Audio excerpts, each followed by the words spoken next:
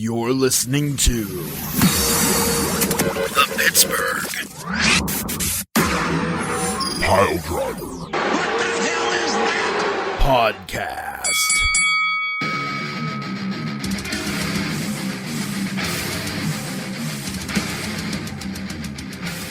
Hello. Today is Thursday at the time of this recording. Thursday means Pittsburgh Piledriver Podcast. It also means we started today at 8 o'clock. That means you have the original 3 idiots to fill your ear with wrestling knowledge that we believe to be true. We're going to tell you how we think you should feel about wrestling, because that's what we do, and that's our shtick. Tiger Bomb Tom, the best damn cruiserweight champ there ever was, will join us when he's damn well ready. He doesn't work on your timeline. He works on his timeline. So shut up. We're not interested in your opinions about when you think he should be on the show. He'll come on when he wants to. Until then, you've got stupid, and stupid. We're here to talk to you. Ransom, Poot, Beef. The time has come to speak about wrestling. And before we speak about wrestling, I'm going to thank Casual Gaming Dad. Look him up on the internet. I'm going to thank Sean Tischler. Look him up on the internet. He might have a website. Probably not. He does things with IWC. I'm sure if you Google something, you'll find something. Google has a wealth of knowledge. Just learn how to use it. Don't be a grandma. Learn the internet. Now, before we talk about wrestling, I have a problem that I need to tell you two about. Yes. Okay. My problem is this. Hold on, I'm Googling something to see if I can find something. Go on. I've got the Hardcore Holly theme stuck in my head. Real talk.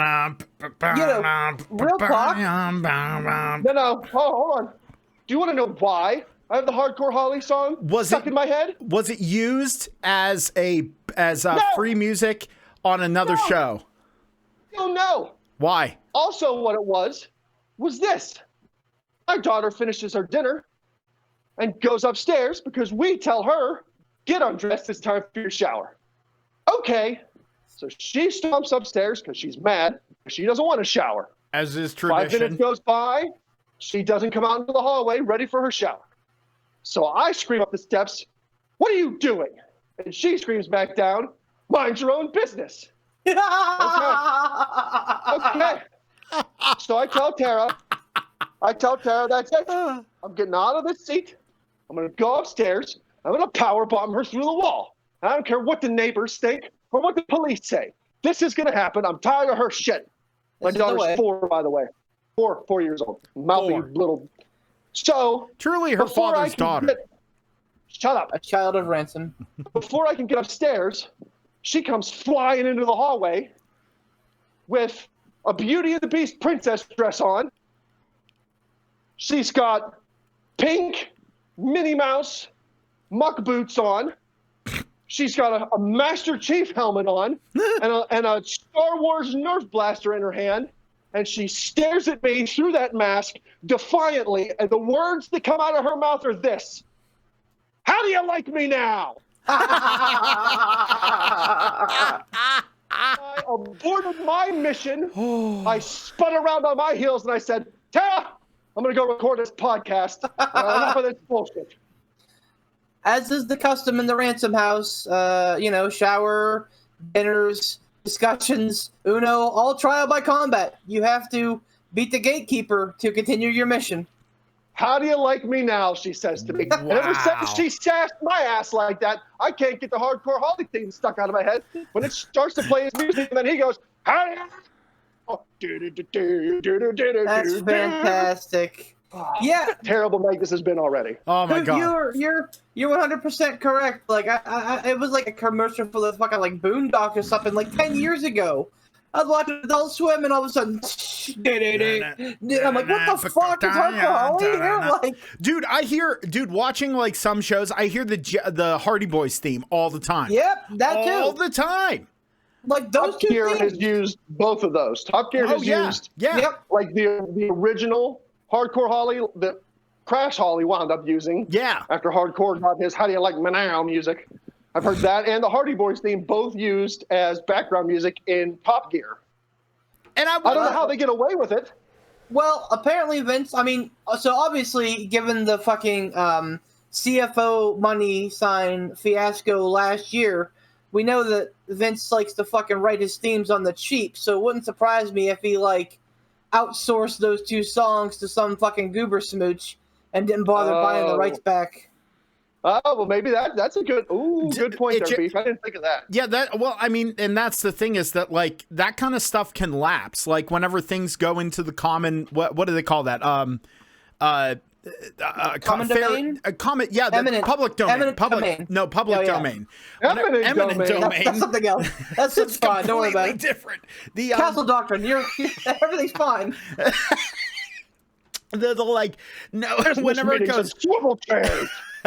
Mergers and acquisitions. Multi-family garage sales. WrestleTales.com. Oh, what the hell are we even doing I don't here? know, but no, my point was when that stuff does, like, if it lapses, if no one pays attention, it does go into the public domain. Like, so, Yeah, home equity is what it does. I mean, it goes into the home equity loans. The Yeah, like straight into it. no, but that's the thing. So, like, that's why you hear that, dude. I see him, like, my favorite one. It's kind of like, you know, if you see it on Top Gear, if you see it on Forged in Fire, or hear it on Forged in Fire, or hear it on Top Gear, hear it on those kind of shows, it's like, okay, all right, that's cool. Where you know you kind of hit rock bottom is where, and this is nothing against the shows.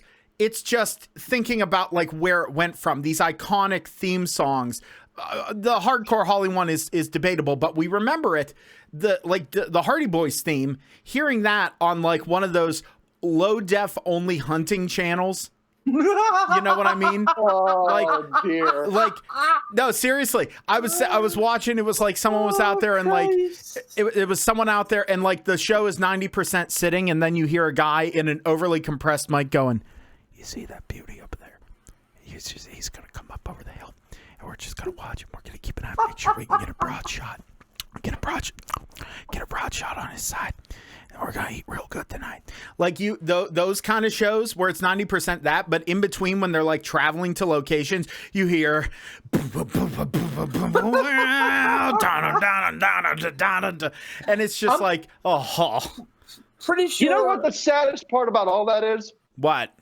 Is that Top Gear, Bass Pro Hunter, whatever other show you mentioned, Car Junk Garage, Junk Pile, Junkyard, Bitch and jerseys, Rides. Bitch and Ride. That's a show. It's called Bitches and Bitch and Hoes. Rides. Oh, God. Sounds like a Rick All and those Morty shows show. that use that Hardy Boy theme, the saddest part about all that is that Jeff Hardy is still using that Hardy Boy theme. Well, so funnily It's on enough, BassPro.org, and you still have fucking Jeff Hardy using it. Update your shit.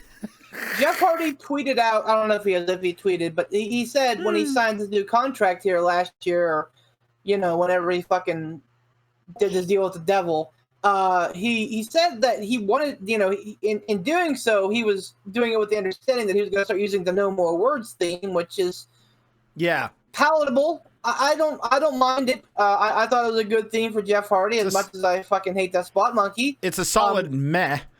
It is, but at least it you know, I don't know, like that. It's not as dated as the other one. Right, exactly. That's the problem. Is that yes, the hardest music is iconic, but it's also fucking 1997. So yeah, like, you know, here we are, damn near 30 years later. So 20 years later. So let me ask you guys a question then, since we're just going along. Talk about it. Since we're just going along on this, what when I said, like, the Hardy Boys theme is iconic because I remember back, what was it, WrestleMania, iconic. what, 2 years ago, 3 years ago, whenever they came back? Like 4. Was it That 4? Oh WrestleMania my God. 30. That was like WrestleMania. It was in Orlando. Yeah. That would have been like 33. Enzo and Cass so were like still 4. there. Yep. Ugh. Okay, still, regardless. Back that long ago, whenever we heard that theme, immediately, it was everyone popped. I don't care who you were. Everyone popped. Everyone was there. Everyone was in it. Now, here's the thing. What do you think currently is a theme song like that's in the current like product of, and we'll talk just in the box of WWE. What is a theme song you can see becoming absolutely iconic? Kevin Owens. Yep. No fucking like when he came out to War Games 2 years ago as like the mystery guy. That first riff, the and fucking people just went bananas. I'm here for it. I'm here for it. That's good. I will throw out as well. I will throw out Finn Balor. I really do. I feel like I feel like Finn Balor's music is borderline iconic now. So I think every good theme needs a good opening. I think when he was the Fiend, when he was the Demon, Close. the thumping was like a good like boom boom boom boom. It was a solid like you knew what was fucking happening. Yeah. Like now, since they've like neutered it, and it's just you know, I like it, and I do adore Finn Balor's music, but I don't think it has the same like pizzazz because you know like Austin's music, the fucking glass breaking, you know, fucking Shawn Michaels music with Sherry doing the oh, you know, like you gotta hit him hard. Even AJ Styles music. Yeah, that you know what, you do make a good point there. Any iconic theme I really think about has a real strong opening to it. It's not just, it doesn't have that feel like it just picks up right in the middle of the theme. It's got that something that just punches you right at the beginning. So are you saying that if they added in even without the heartbeat and stuff from the demon, if they left in just a because they were doing that on the main roster. When he was on the main roster, they had the like the build up, and I thought that was at least like, you know, at least a little bit. Now it's just like, you know, suddenly Finn Balor. I feel like I'm going to offer a different perspective. I will go along with you on that. I do agree that the other way was better. However, I feel like it suits the Prince right now because it's like, okay, here's business. No bullshit, nonsense. no nothing. It's just like, it's like, and he comes out and it's just, you know, it's there. So it fits currently what he's doing. Agreed. So, but anyway, but Kevin Owens is a good call. That's a good call. I will say, depending on how their main roster run goes, the Undisputed Era is another one for me that I feel like I will always recognize because that beginning where it comes out, shock the system. You know exactly what's happening. Yep. You know who's coming out. You know the music to follow it. It's already in your head. The start of the music, after that shock the system comes out, is already in your head. So as long as they don't go to the main roster and turn into burial mounds, I think that would probably be another one that could go down in the annals of legendary themes. I'll buy that for $1. I will absolutely buy that for $1. I like That's fair. Good. And I mean, like, I think that there are some decent themes right now. And I think we talked about music not too long ago, so I don't want to belabor the point. But I mean, I think, but speaking of themes, and this can be a quick aside or whatever, but the MJF Judas combo theme from last night was absolute fucking snipage. Like, wheel snipe and Selly that bitch. It was hot. I loved it. I, unfortunately, this week did not. It was either watch NXT and then go to the gym or watch AEW. And the time frame I had was more behoovant of... Behooventude? Yeah, behooventude Garuru. It behooved me more to watch NXT, and I'm not gonna lie, I'm glad I did because NXT was awesome. Both great shows this week. You know, as is usual. It really feels like, to me, the last 2 to 3 months of weekly television from NXT and AEW have been absolute bangers every week. Like, there's not been a letdown once. Right. So how's Rob been doing the past few weeks? That's a good answer. I just wanted to bring him down a little bit. That's all. Just bring him down off that high horse a little bit. I mean, I watched it because football's over. I'm sorry to hear that.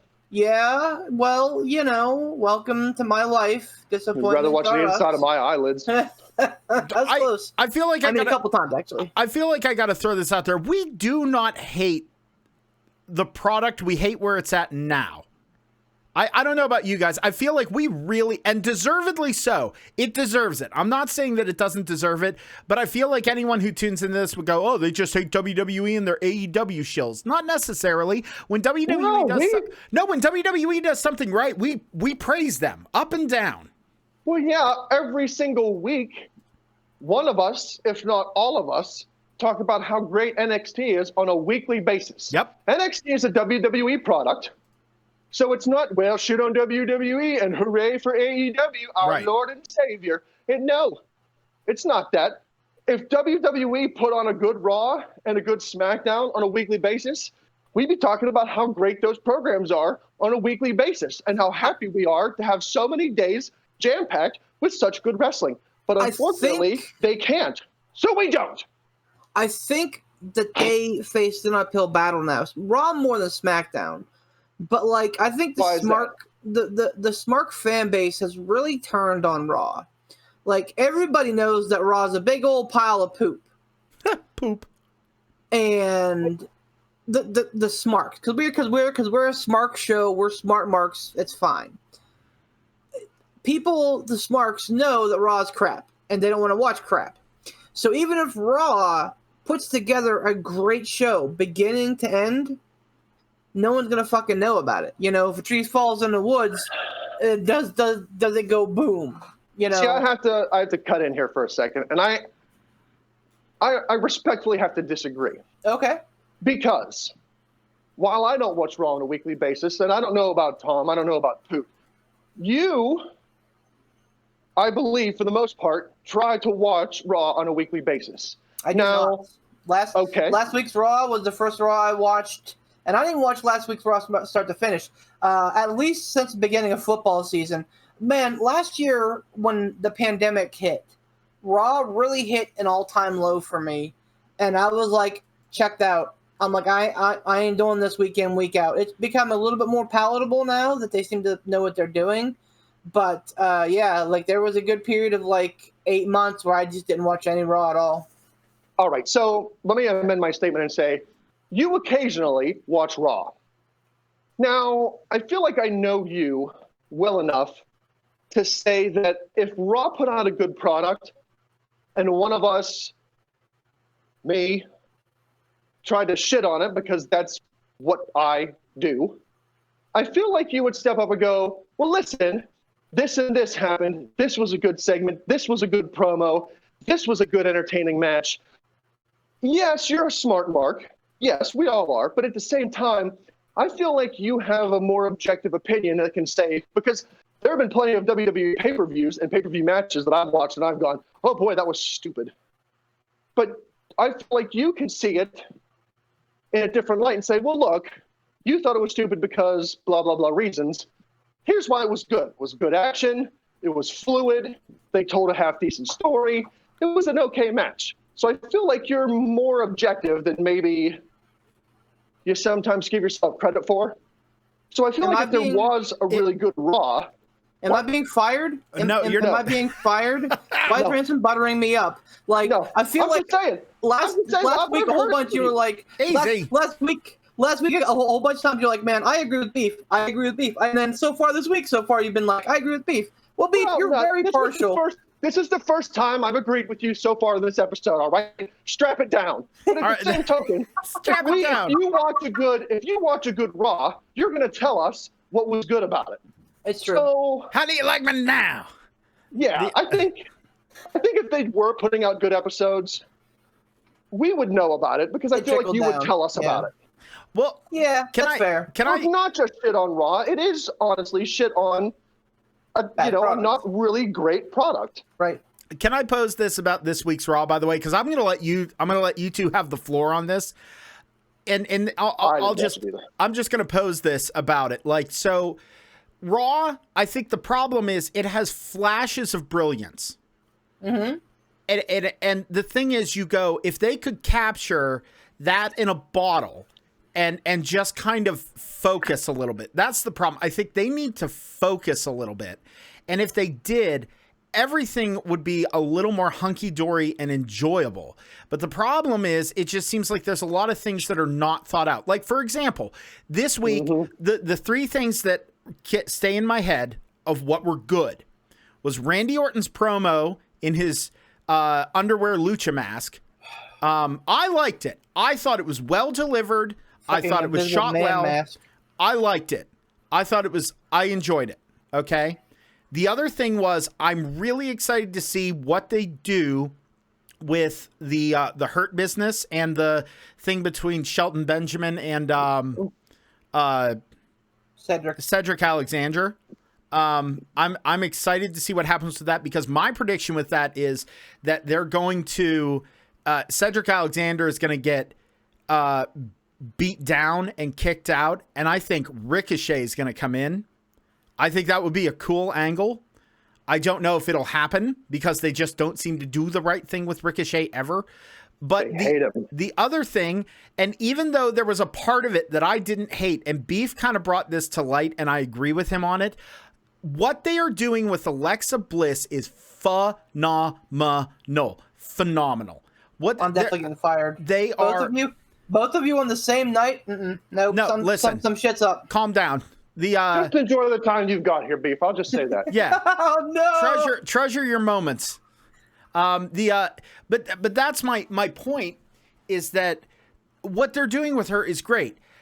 Who they kind of laid at her feet, and I understand they were trying to make a statement of, okay, this is serious and she's a force to be reckoned with.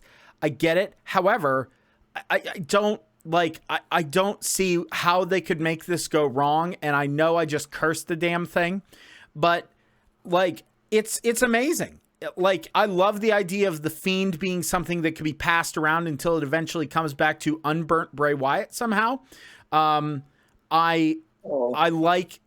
just like the idea. I like what they're doing with it, because they could pass it around to a million different people before it comes back home.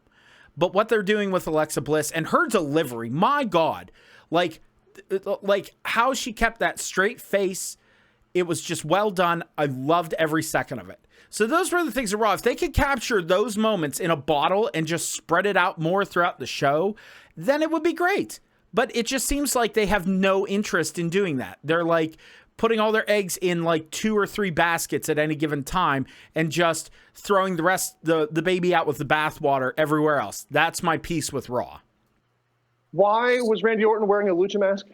Because he was burned by Alexa Bliss. They did a fireball angle at the end of last week, here is exactly the problem. Our own illustrious Cruiserweight champion, Tiger Bomb Tom, messaged us in the group chat on like Tuesday and was like, why the fuck is Randy Orton wearing a mask 2 weeks after the fact? And I had to go back and remind him that Alexa Bliss did the fireball the week prior. He's like, oh yeah, I forgot about that. They're not... Oh, it's forgettable. Yeah, exactly. Like, even when they do these really awesome things. For example, Drew McIntyre versus Keith Lee 3 weeks ago, like, was really good. And I contend at that point was probably a top 10 match of the year. And it still may be, down the line. But no one's talking about it. No one's thinking about it. Why? Because they've buried the lead. It's not about Keith Lee. It's about Drew McIntyre and Goldberg. So the problem is that you get served, a fucking top choice sirloin, good fucking meat, and then someone comes out and takes a poop on your plate and be like, "Here's dessert." They're not doing anything in the immediate to capitalize, and they're not doing anything on the long term to capitalize. And here's the problem. And I hate being this guy. I hate being this fucking podcast that we're like, hey, Vince McMahon's the problem. But guess what? Vince McMahon's the problem. Oh. When you show up 2 hours before the show and you're like, hey, what's the show look like? And they're like, here's the script. And you're like, nope, don't like that. You're going to have a bad time, and no one's going to remember your shit. It's not going to be pieced together from one week to the next because it is ever fluid. So that's what Poot said. That's what Poot said, is that there's no consistency. Thought. Yeah. It's and you're right. The both of you are right. It's Vince McMahon showing up and going, "No, I don't like this. Let's rewrite it."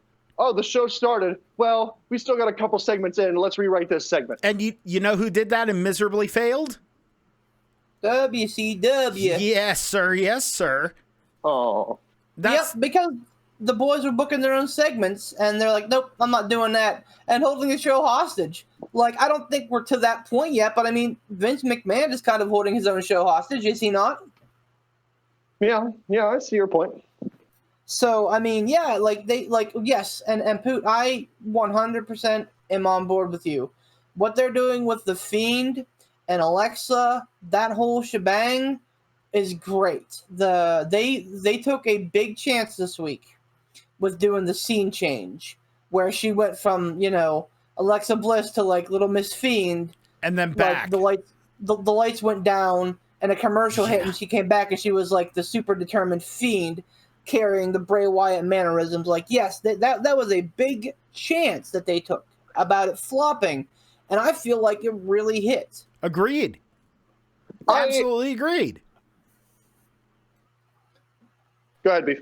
I was going to say, but, we say it, and it's as soon as it's out of our mouth, we're moving on to some other inanity that they've done, or that they're going to be doing, or that has been booked, or should have been booked.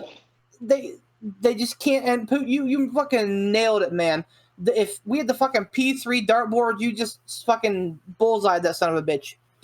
There's no consistency. No. There's no continuity. And when you're running the longest running weekly episodic television show in sports history, you have to have continuity. So I need to ask, when is WWE going to stop with the fire gimmicks?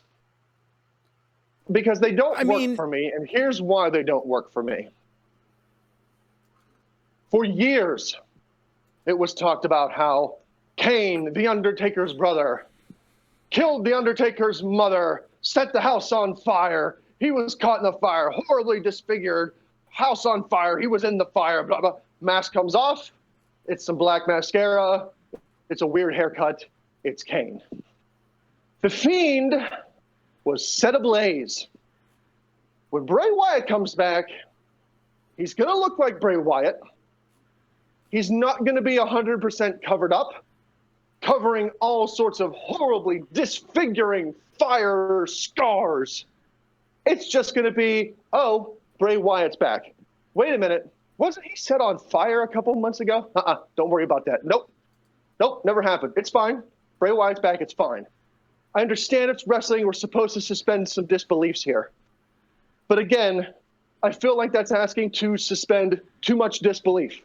When you set a man on fire in the middle of the ring, and then Bray Wyatt comes back, ta-da, looking smooth as ever, smooth skin, no problem. When you pluck Rey Mysterio's eyeball out of his face. Well, I forgot about that. It's out. Oh, well, it was just a little bit of damage. It was just a little bit of retina damage. I'm sure it's fine. Can we, I don't like those fire gimmicks. There are plenty of other ways to write somebody off TV. Bury them. Do something. But when you set somebody on fire, I feel like you're asking the crowd to really go above and beyond with the suspension of disbelief. I don't know how they're going to bring Bray Wyatt back. But when he does, I would be shocked if he was in a complete 100% bodysuit and they ran with this gimmick of him being horribly scarred and disfigured.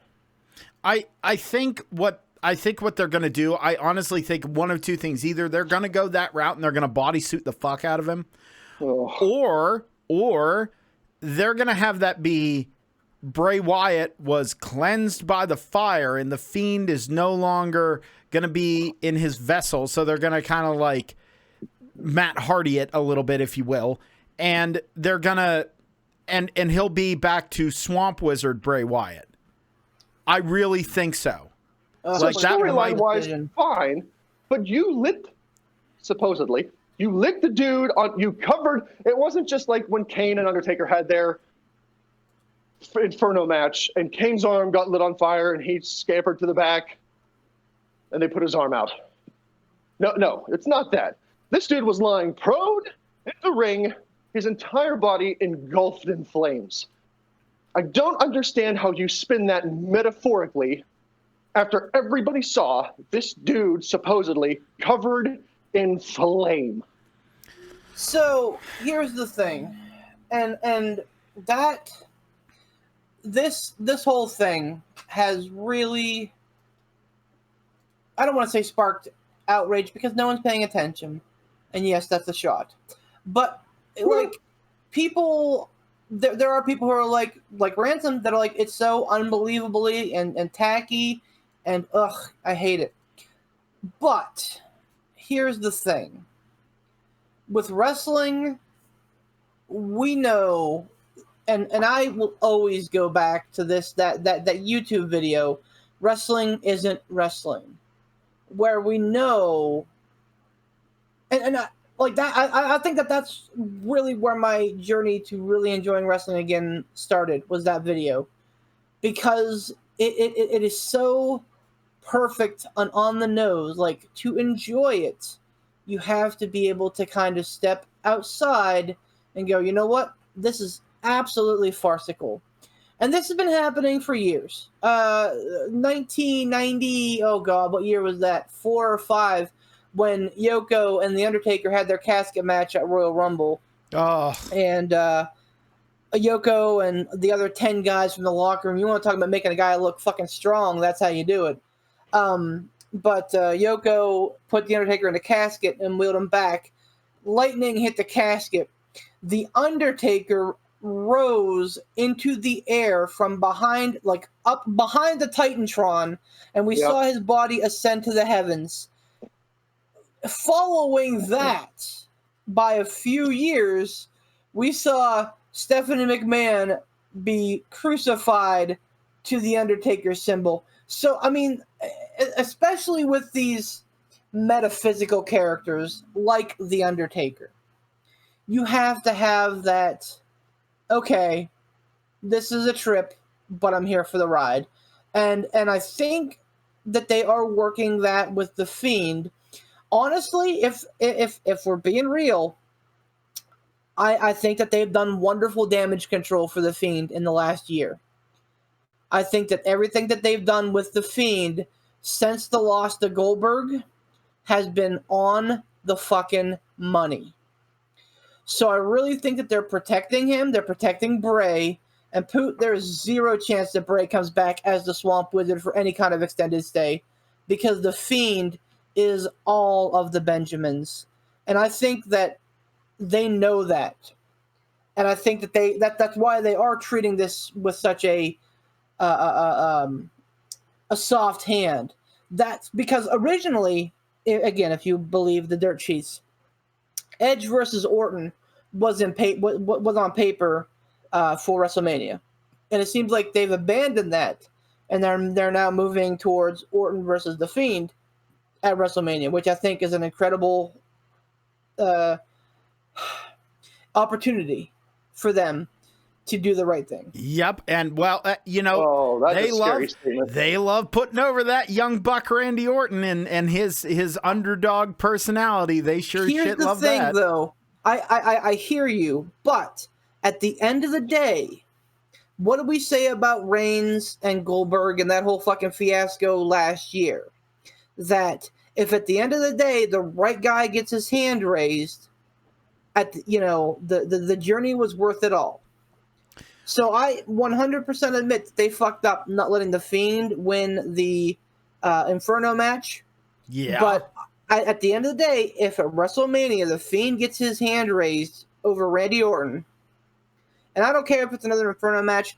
I don't care if it's a fucking no count out, no disqualification. As long as it is an actual wrestling match, and I adore Bray Wyatt and what he's done with these cinematic matches. They've done a great job. But The Fiend needs to beat Randy Orton in the ring or the ringside area clean.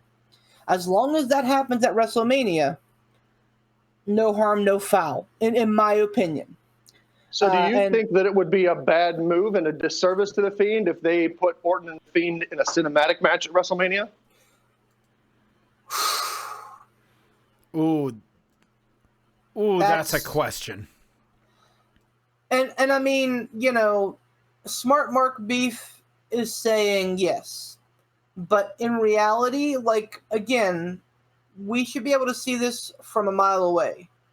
Randy Orton burned The Fiend, like, lit him on fire. It wasn't the stupid little, like you said, the stupid little Kane lighting his arm on fire and he ran to the back. No. Randy Orton lit, quote-unquote, The Fiend, which was very clearly a mannequin, which really bumped me out. But I get it. Worker safety, that's fine.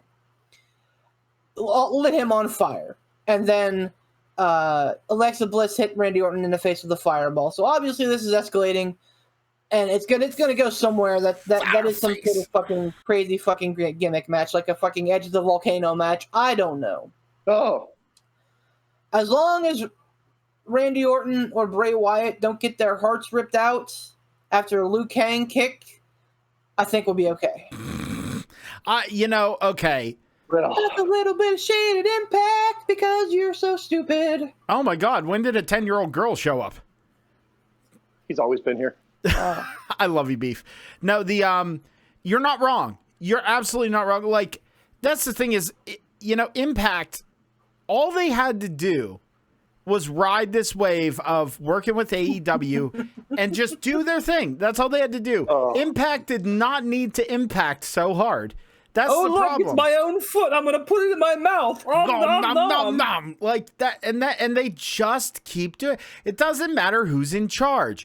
And what was it? Was his name Ethan Page? Is that who it was? Yep. Ethan Page. Ethan Page came out and said, "This is bullshit. They told me it was going to be higher production. They didn't tell me it was going to be a fucking joke. They told me it was going to be this. They told me it was going to be that." And I'm like, "Look, man, if this is part of the work, you're not helping the product. It's just making it look like they're booking. It makes it that, oh, let's book our company that we're stupid." Like, here's the problem, and I again respect a good cinematic match. I think that AEW has pulled off a couple really good cinematic matches. I think that WWE has nailed the cinematic genre. Now that we are like just cresting the hill and we can like see the post-COVID era ahead of us, one has to wonder if it will remain. But that's neither here nor there. I respect what Impact's trying to do. Lucha Underground, which is not around anymore, but they kind of made their shilling on that, where they had some absolutely over the top shit, people getting murdered, people coming back to life. I respect what Impact's trying to do, but here's the thing: on a night when you have the best wrestler in the world on your card, coming out wearing a Bullet Club shirt with his Bullet Club brethren from New Japan that work for a completely separate company that he's working for, when the eyes of the wrestling world are upon you, you're going to give me that shit? Come on. There had to be someone in the back that said, you know what? Maybe we should bump this to next week's Impact. There had to be someone in the back that goes, you know what? This does not fit the theme of what we want to present to the public. Somebody watched that and went, no, this is a good idea. Let's go ahead and air that. And that's part of the problem, is that I think they're like a little kid who gets away with stealing a cookie from the cookie jar. They did it once and they're like, oh, it worked really well. Let's do it again. Hey, let's do it while everyone's staring at me and in the room. No one will see me. I'm invincible. Ooh, you know what I mean? That's a great analogy, Pooh. It sucks so bad because you want to like Impact. There's so much talent there. That's what I was going to say is they have a wealth of talent, an absolute wealth of talent. And from what I understand, and you can correct me if I'm wrong on this, Beef, apparently Matt Cardona is going to be hanging out there. Mm-hmm. And that bums me out because I'm like, man, I wish, and had it not been for COVID, I think that Matt Cardona could have done well with going out on the indies. Like, I really do. I think he could have done well going out there, refreshing himself, kind of experimenting with his in-ring style, experimenting with gimmicks from town to town, trying different things. Obviously placating and riding on the career he's built so far. And I'm not meaning to make that sound lazy. I'm saying that he's earned it. You know what I mean? But then come back either to WWE or come back to AEW or hell, even go to Japan. You know what I mean? Like, yeah, I think he would have done wonders had he had a year. If 2020 didn't have the COVIDs running around, then I think that he could have done very well with that and then come back stronger, better, faster. Ouch. Well, and here's the other half. Just like we talked about with Raw, burying the lead. Like, that's another thing that Impact did that was so smart. Like, hey, we have the eyes of the wrestling world upon us. Oh, hey, look, it's Zack Ryder. Like, even the casual fans would be like, oh, hey, what's Zack Ryder doing here? This must be a big deal if Zack Ryder's here. Like, what's Rack Ryder doing in the Impact Zone? You had that good momentum piece, and it's literally like it's being booked by like 7 different people. Every segment's a little bit different, and every segment doesn't really mesh, and no one's doing the same thing, and it's just we like to call that federationitis. Yeah, exactly. I have to make a point here and say that for me, I've never really associated the words big deal and Zack Ryder in the same sentence, but you do you. But to be fair, though, you recognize him. He shows up, you're like, oh, hey, I know that guy. Especially if you're a casual fan. Yeah, but I recognize Santino Marella, too, and I don't think that's a big deal. Touche. That's a good point. But so you were never a Ryder head, though. I think that there was a good amount of people that really bought into him, present company included. They like Zack Ryder, for my money, is why WWE potentially has a network. If nothing else, at least a strong social media presence. Wow. Because they were doing bupkis online before Zack Ryder. Zack Ryder goes out there and proves that you can put out a YouTube show about wrestling that people will want to watch, and people will fucking flock to it. WWE steps in and goes, okay, well, let's give all of our performers Facebook profiles and, go tweet, but only tweet what we want you to tweet. Go Insta, but only tout Insta. it. Make sure you tout it. Oh, tout. Oh, my God, yeah. Like, Zack Ryder was responsible for them trying to launch their own fucking social media. So, like, I think that Zack Ryder's a little bit bigger than I think you give him credit for. But regardless, he's still somebody. So even if it was fucking Santino Marella, you're getting somebody new that the casual fan is going to go, oh, hey, look, it's so and so. Yeah, yeah, you're right. And then fucking 20 minutes later, you're pissing it away by a fucking Mortal Kombat bullshit, getting some of his heart ripped out. Again, there's a time and a place for that, and I'm here for it. If Impact wants to do that screwy shit, okay, whatever. You do you, boo. But it's not the night that you got Kenny Omega in your fucking main event. That's all that's all I'm saying. You're not wrong. I'm just saying, like, I wish Impact would just put some shine on itself. Like it feels like you've gone to an indie show where they do goofy shit, and it works because it's an indie show.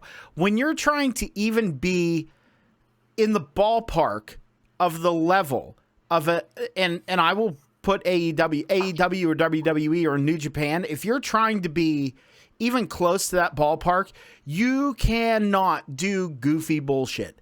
Like, and when I say, let me finish my thought. If like, and goofy, when I say goofy bullshit, you know what I'm talking about. You know, I don't mean like people getting killed off. Yeah, like people getting killed off. Right. That is goofy bullshit to me. Like whenever they do funny, please, man. When I talk about that, I don't mean backstage backstage goofs or like screwy finishes or like funny like comedy things. There's a difference between comedy wrestling and goofy bullshit. Like goofy bullshit is killing people off. It worked for Lucha Underground because from the get-go, they presented it that way and they went full bore into it. They leaned into it. I feel like Impact's not leaning into it. I feel like someone backstage just goes, hey, this will be a really interesting idea that'll get people talking. But not, I don't care what anyone says, not all press is good press. So let me paraphrase. Let me paraphrase correctly, just to make sure that I'm on board with what you're trying to say. That if you want to get to the level of, say, an AEW, you can't do some goofy shit like, knocking off a wrestler in the middle of a card, right? I'm just waiting for you to make your point because I know you're trying to bait me in. Yep, just go for it. Am. So here's the thing. And if you're talking about being the elite, that doesn't count. It does, because the lead up to Hangman Page versus Joey Janela at All In was based around Hangman Page killing Joey Ryan with his cowboy boots. And then after the match, Joey Ryan came out with a parade of phalluses and came back to life. So, again, I think that there's room for it. Oh, go ahead. You have to pick and choose what the people see and when they see it. They referenced it on All In, but they didn't go hell's deep into it. So I think you can do it, but again, if Impact wants to air that shit on the Go Home show, mazel tov. If they want to air it on the show after, fantastic, because you might catch some people that are going to be like, hey, you know what? I like Mortal Kombat. That was pretty cool. But again, timing and how you present, and that's what it is, and that's been Impact's problem since the fucking word go. Is presentation. The bulk of people, all right? The bulk of people with All In was a glorified house show. It was a great house show. Agreed. But it was a glorified house show. It was a proof of concept. Sure, afterwards they went, look, we filled this arena. Someone give us money so we can start our own organization. Seriously. You're not wrong. And that's the thing. The reach that you're going for is not far. It's not. But they were still doing that stuff outside the context of a brand and a company. All In was just All In. It was not AEW presents All In. It was still outside. And all that stuff was being able to be done outside of, it was kind of like Marvel's What If series or Deadpool kills the Marvel Universe. It was outside the scope of the canonical timeline. And that's what All In was. All Out, whole different story. But my argument was that I think it even worked for All In. You can do over the top, stupid, inane bullshit, but you just have to not kill people on air. If you want to have someone die, that's cool. Do it on side stage, or be like, oh hey, or what the Bucks did with Don Callis last night, where they come at him and the camera goes dark and you hear some, kerfuffery and fucking Don Callis going, oh, there's that air of mystery that you don't know what happened. Did they assault him, or is this all one big ploy with the new Bullet Club? Nobody knows. So I think that you can do it, but you have to do it in a stylized way. And between this and the death of John E. Bravo back last year, the gunshot and everything, and now Taya Valkyrie's taking the heat on it, like, it's tough. Like, and again, like, I think that this feeds back into our other conversation. I think that you can make the metaphysical stuff work. The Bray Wyatt Braun Strowman match from the Swamp Compound, I thought was incredible. Completely metaphysical, completely beyond the realm of believability, but a lot of fun, and a good journey. And at the end of the day, we saw a change. So, like, that is doable, but you have to, like a magician, you don't give away the tricks. You don't sit there and say, well, this is how I'm making my assistant disappear. It happens off screen. You still have that air of mystery. Whenever you're trying to pull what Impact's trying to pull, it just doesn't work. Unless you still have that air of mystery. I have to just say something here. I agree with Beef. You can't just go and kill somebody on screen. You can't just go set somebody on fire in the middle of... Oh, wait. So AEW and WWE and Impact essentially are doing the same thing, except one guy gets set on fire in the middle of the ring, the other guy gets his heart ripped out. So the Fiend, we know to be a phenom. And I hate using that word because it's attached. No, I hate the fact that they've attached that word to The Undertaker. Because that's not fair. I think that can be used across the board. Oh, good Lord. Not that The Undertaker didn't deserve it, but I think that the word phenom is going to be forever linked with his career. Anyway, we know that the Fiend is this, like, omnipresent bad force, like bad juju. He is evil incarnate, as they say. But isn't he still housed in the body of a dude? Yeah. Like, at the end of the day, you're saying is, at the end of the day, it's okay to do it to a guy that has a phenom persona. It's not okay to do it to a guy who's just a trunks-wearing, elbow pad, knee pad wrestler. Yep. That's exactly my point, because we saw him get caught on fire, and correct me if I'm wrong, but did the body not disappear at the end of that? I don't recall how that pay-per-view ended. I don't think it did. Okay. So, but we've seen it before, like when he took the slop hammer and lost the title and immediately got to his feet and was behind Goldberg and then poof, vanished. Like, we've seen the Fiend, magic it up. As long as you do some sort of magical, mystical, metaphysical thing before you're killed, you could be killed in the ring. You just can't be killed in the ring if you're a guy who comes down to the ring to music, wrestles, and then goes away. But that's the thing. I don't think that they killed the Fiend, and I don't think that they were ever trying to imply that they killed the Fiend. And I hear what you're saying, but you're on a much more like black and white path here, whereas it's a definite gray area. Again, we've seen the Fiend teleport. Who's to say that he didn't fucking teleport and he's gone and he's no longer on fire? But we saw the dude, like, reach into Ethan Page's chest, or Ethan Carter. I don't even remember his fucking name now. Ethan Page. Dallas Page. And rip his heart out. Like, we saw the dude rip his heart out. And yes, again, I know it's fake. I'm not implying that, Kali Ma here. I'm just saying that, like, that's a much more like, like when they buried The Undertaker.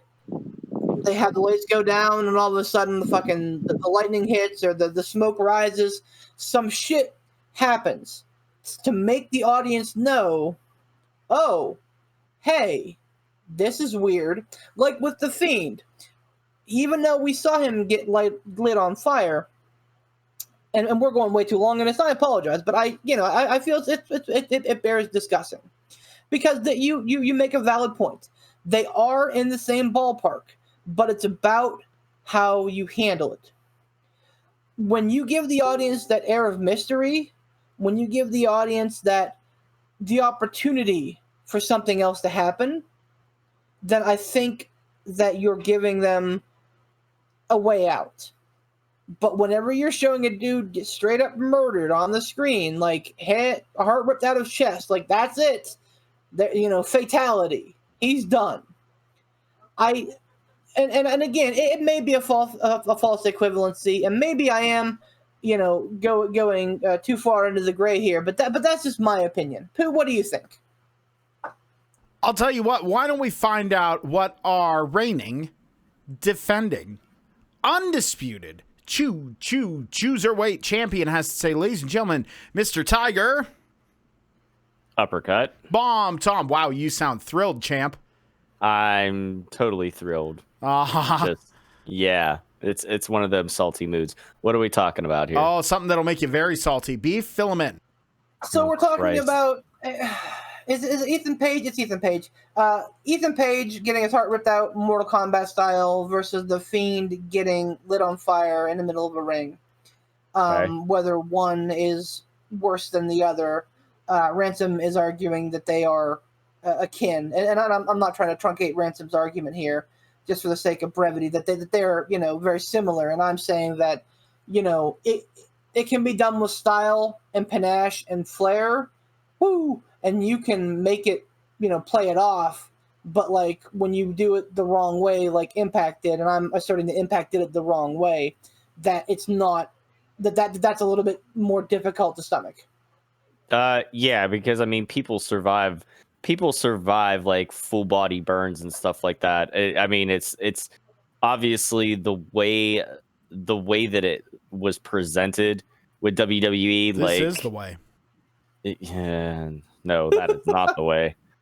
No, I'll say they're different in a general sense. Now, depending on how they get pulled off, in this case, how they did get pulled off, WWE's is very close to being similar to Ethan. The Fiend situation is very close to being to the same as Ethan Page, but there's definitely a big difference between getting burned and having your heart ripped out Mortal Kombat style, or just flat out being murdered. So there is a difference, but yeah, I mean neither were fantastic in either regard whenever they were done. And like we talked about with the Fiend, there's so much more that they could have done it better. In little things would have done it better if they would have, he would have been set on fire or something, and then the camera is hard on Randy or whatever, and we're seeing his reaction. He's just smiling and reveling in what he's done, and then the lights go out, and then the next thing you know, the Fiend is gone. There's no flaming body in the ring. It's just gone, and then you just hear the laughter. And they could have fucking ended on that, and that would have been it, and that would have been perfect, because it's like the whole, you may have won the battle, but you're never going to win the war, because the Fiend is this, this omnipresent force, and everything that they've been doing now, to segue, everything that they've been doing with the Fiend and the whole, like, for lack of better terms, the possession of Alexa Bliss has been fucking awesome. Like that's one of, if not the only good things, maybe besides the Hurt Business, about Monday Night Raw in general. So that's my opinion. Well, and yeah, I agree. And knee jerk time, beef's knee jerk corner here. I believe that was the way that they should have gone at the pay-per-view, as opposed to showing the Fiend get lit on fire and then, closing on that, having him disappear and have the laugh. Again, that air of mystery. But I think, and bear the pun, I think it's a slow burn. They wanted us to see the Fiend being utterly destroyed so that they could start planting the seeds of the Bliss Fiend little by little until Monday night, the fucking like boom transformation. Well, she's already been doing it. That's the thing. She's already had the signs of it. I'm glad they've been doing it for a while. She's already been showing that. But I will say definitely the way that hers and Asuka's match was at the end of Monday Night Raw. I mean, it only works. It would really only work for a cinematic style match, or something pre-taped. The way that they did that, the cut and everything like that. But I really, really enjoyed it. I thought it was exactly what it needed to be. And you had quote unquote normal Alexa. Just the only reason it wouldn't work live is because you had her basically do almost like a full wardrobe change. Like she had a different color shirt, her hair was different, this and that. So obviously it's pre-recorded, or some sort of cinematic style like that. But that's the way that was the best way to do it, just to show that sudden transformation, that snap, and and there she is. She's now empowered by the Fiend or whatever, and her mannerisms and everything, like when she was normal Alexa, in her pink shirt and stuff like that. She's smiling and it's like, oh yeah, I kind of enjoy the pain. I'm a little twisted, whatever. But then when she transforms, there's no smile on her face. She's just very stoic. And like you see, instead of taking the abuse, now she's like, Asuka's swinging for the fences and she's just like fucking, Neo Matrix style, just dodging the shit, just like, nope, not getting me. Like, it was great. I loved it. I want to take a moment and really have an appreciation for Alexa Bliss here, because let's remember, right, about 5 or so years ago, where she was in NXT as nothing more than a pretty face, a manager, even before she got stuck with the manager of, the dudes. She was like, some. What was their tag team name? I don't even remember. It was Blake. It was Blake and Murphy. It was. I think it was just Blake and Murphy. But like, whatever happened to Murphy? I thought they had a tag team name. I don't think so. If they did, I don't know it. I'll look it up. Okay. But before that, she was like, generic blonde and a ponytail and like a little cheerleader skirt, like coming out and rah rah blah. And blowing glitter around. Yeah, she was greener than goose shit. Yeah, they were just Blake and Murphy, by the way. That was it? Yeah, Blake and Murphy. She was greener than goose shit, and she had no business being where she was. And I remember when they did the first draft, not the first draft, but the most recent draft, when SmackDown went to Fox, she was the last person picked. Mm-hmm. And everyone's like, this is going to fail. There's no way. She doesn't deserve to be there. And she pretty much, not immediately, but pretty damn quick was in the SmackDown women's title hunt. Again, same shit. People were like, she doesn't deserve it. But I'll tell you what, she has worked her ass off. She has studied the game. I think she's a very, very accomplished wrestler in the ring. And now you're 100% on the money, Tom. When she does the Fiend's mannerisms in the ring as good as Bray Wyatt does them, she is a student of the game. She had to have watched fucking hours of film on the Fiend to get that shit down, and practice it and really, really commit to nailing it. Well, so she has gone from someone who I think 5 years ago no one had the fucking time of day for, to, in my estimation, at this point, a surefire Hall of Famer. Oh yeah, well, I mean, and the thing is too, like even before she got drafted up onto the main roster or whatever,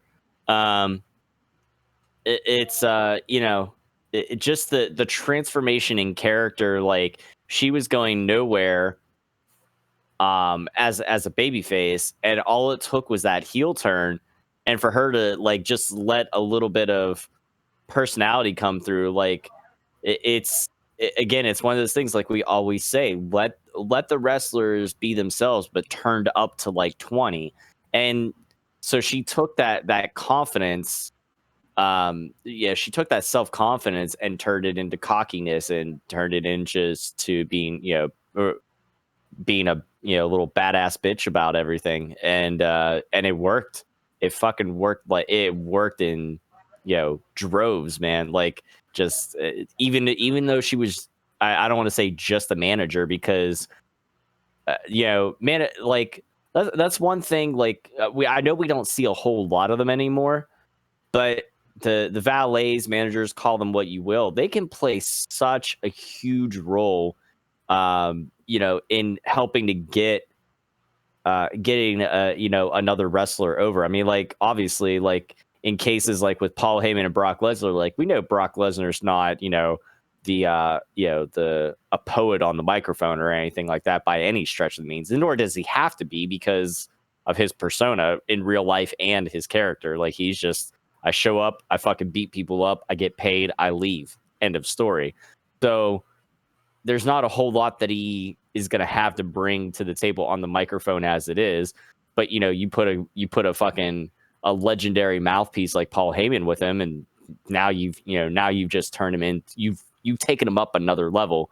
And like with Alexa, even her just being in a managerial role, with Blake and Murphy, I mean, she was instrumental in a lot of their victories and stuff like that, and as she should have been because she's the heel. They're the heel team, and she's the heel manager. Of course, she's supposed to get involved in everything. But yeah, like behind the scenes, her putting in the work like she did. I mean, right after Becky Lynch, I believe she was the next SmackDown Women's Champion, if I'm not mistaken. Mm-hmm. So yeah, it like you said, it really shows credit to how far and how quickly she's come, and the fact that she doesn't have to try to copy all of the Bray mannerisms. Like she did the whole like kind of upside down thing a little bit, but not quite. Like she hung off the rope, she hung off the corner of the ropes there, like for a second, just enough to startle Asuka. But just her mannerisms, like just seeing the change in character and the change in body language and stuff. Even whenever she, not even like going back before the match, but like whenever she had Asuka on her little playground thing or whatever, just the subtle things, like she's all happy and then she's like, don't say his name, or like Asuka was dancing, she's like, stop it, and then she's like sitting there, she gets like just this little peek of a smile, and it's perfect. Like everything they're doing with her, keep doing it. Let her keep doing what she's doing, please.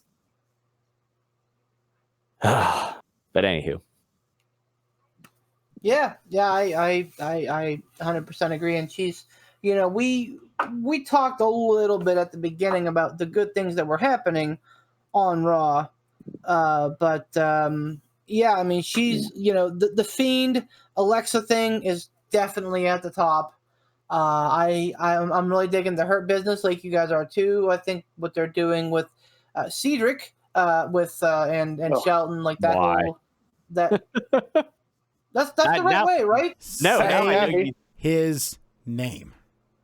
I swear to God, you did it on purpose. Did you not just do it on purpose? Cedric. There you go. Sega. Cedric McAfee. Hey, Beef. Yeah. Oh, calm down. I'm so upset at myself. That's my wrestling name right there. Cedric McAfee. I'm so upset at myself. Oh, yes. Cedric I'm changing McAfee. it on the Discord. I'm changing my name on the Discord. Cedric McAfee. Oh, my God. Damn it. Oh my God! Thank you. Bottom line is, I needed that laugh. Thank you. They're up there with what's the best stuff going on Raw. Yeah, they are. But there's really not much else, sadly. Yeah. Well, okay. You know what? I'm gonna bring the mood up here, and I hate to take a hard left turn, but I feel like it needs mentioned. Yo, do yourself a solid, okay, and watch Joe Rogan podcast interview with Mark The Undertaker Calloway. I caught about an hour and 20 minutes of it. It is, in not so many words, fucking fucking awesome. Like like it is so good, and enjoyable, and you know, it's so refreshing to see Mark Calloway. Oh my! Really, kind of relaxed, and like you could still tell that he's a little uncomfortable with all this kayfabe breaking he's doing, but you can also tell there's this like drop of like relief and not carrying the world on his shoulders. You know what I mean? And there's a lot of interesting tidbits that were dropped. The section I haven't gotten to yet is about, he apparently calls the WWE's product soft and safe and soft. He said, no one's hard. And I'm like, unless you're watching a segment with Alexa Bliss, I would, in spades, but like, it's just interesting because like how he got into the business, his injuries, for God's sake, like, oh my God, it's ridiculous. That man is a giant science project. Like it's incredible. And and it's interesting though. You kind of start to see Mark Calloway, the man, and you know, it really feels good. I can understand a lot of people being like, kind of like let down. I can see like people who like wanted the mystery to remain, you know, being like, oh, this is kind of a bummer. You know what I mean? I like it because it's one of those things that's like, this was kind of like one of the last great mysteries of pro wrestling was, what is The Undertaker like IRL? Because even in IRL, he talked about, he said for so long, he kept kayfabe. He would dress in black. He wouldn't say much. He would, all these things. And hearing him, like, especially with the experiences he had, the people that he traveled the road with, getting to work the everything from the independents all the way up to current product as of 2020. You know what I mean? Seeing how things are changing. And talking about those kind of things, like it's a giant like nerdgasm, like it absolutely is. I think it needed to happen. Oh my God, yeah. Like it needed to happen with his character. If he would have retired at his age in the late 90s, okay, fine.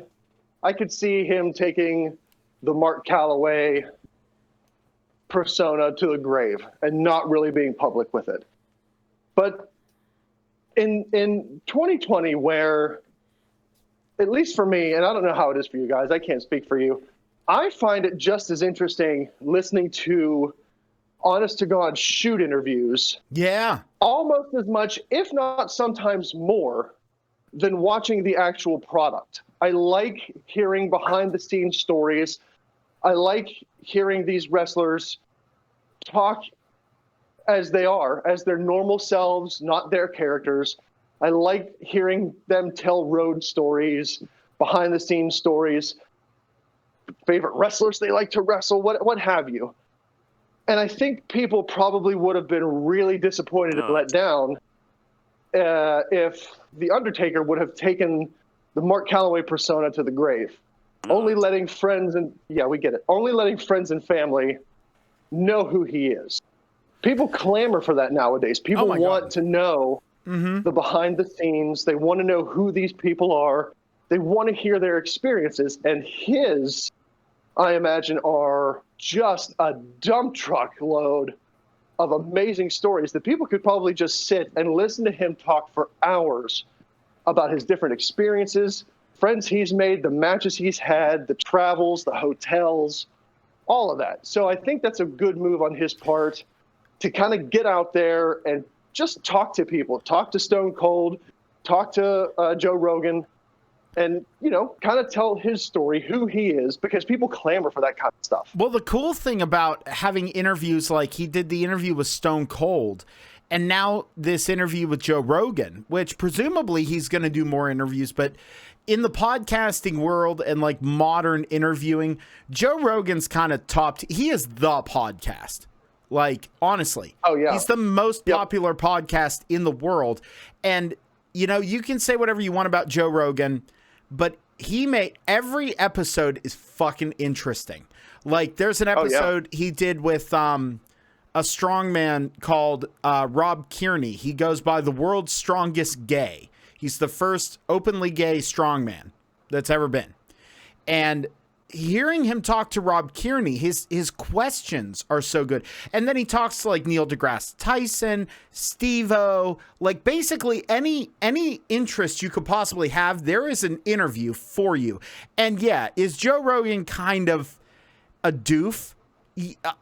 Occasionally. But like hearing... I think that's the character he plays. He's a very smart guy. That's cool, man. Have you ever tried DMT? The man, that's one of my favorite memes in the world. Or Jamie, pull that shit up. Pull that shit up, Jamie. But no, it absolutely is true, and I will laud him and say those podcasts are some of the most interesting ever done. Period. Now this one, the cool thing about these two that he did with Stone Cold and with Joe Rogan is that there is a lot of overlap. Obviously, like you're gonna have those things. However, there's certain things that I feel like I want to call him The Undertaker, but I feel like at this point, Mark Calloway is more appropriate. There's certain things that Mark Calloway says easier with Stone Cold because, you know, they're brothers. Like they've run the roads together and they work together and they're in the same brotherhood.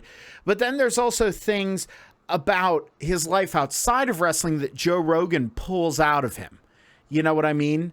Like interests and what he wants to do and his goals and what he's doing to occupy his time. What does he want to do for work if he wants to work? You know what I mean? Like you're getting the full spectrum of Mark Calloway via these two interviews. And the more that we hear, I feel like the more interesting stories we're going to have. And I'm so excited to hear about to hear more from him. And I think another thing to put on top of that, like you said, you know, with people being interested, not just in The Undertaker / Mark Calloway, but just in wrestlers in general nowadays, like you said, yeah, you know, people want to see behind the scenes, but I think on another level, when you have somebody, when you get somebody who's, you know, generic white-faced baby meat, you know, it when you learn a little bit about them, it helps you, you know, sympathize with them, or it helps you emotionally connect with them. Now, that's not to say that just because you emotionally connect with them, if all of a sudden they do a heel turn, that you're not, you know, that you're not going to be able to be like, oh, well, they're a heel, like that you're not going to be able to make that discernment. Because I honestly, like, regardless, like, yeah, you know me, like I appreciate a good heel. Like we all know, like MJF, I think we all think is phenomenal. I think he's a phenomenal heel, and I'm entertained by him. I still want to see him get his comeuppance just because of his character. But that's the thing is, like, you know, we're still able to get into the product. We're still able to enjoy the product, quote unquote, like it's supposed to be. We're still able to cheer for faces and boo the heels or whatever, even if we know that, you know, like I see Braun Strowman being a fucking dickhead on screen. I know he's not a big dickhead in real life. That's fine. But it makes me appreciate his work all the more because of how good of a job he's doing, that I want to see somebody punch him in the face and I want to see him get his comeuppance. So I think honestly, like, you know, I'm not saying that like you should pull back the entire fucking curtain the whole way around and see all the nuts and bolts of everything, but it is nice to get a little bit of a glimpse in there from time to time. And I still have an appreciation for people that do their best, like MJF, to not break kayfabe at all and keep that air of mystery. So it's just like anything else in life. It's all about balance. You know, you got to find the right mixture of it and stuff like that, and you know, let the wrestlers do what they got to do. We're supposed to bring balance to the force, not leave it in darkness. Speaking of white-faced baby meats, You piece of shit. I'm gonna. That's a great trend. Yeah, I love that shit. Oh god.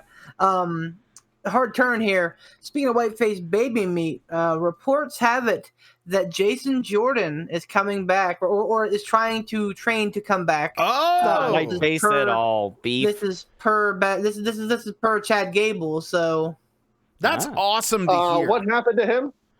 Neck injury. He has a broken friggin' neck. Ironic Well, that he's they were Kurt going with Angle's boy, I guess. I was gonna say ironic given the angle that he was in. Yeah, so that would be awesome.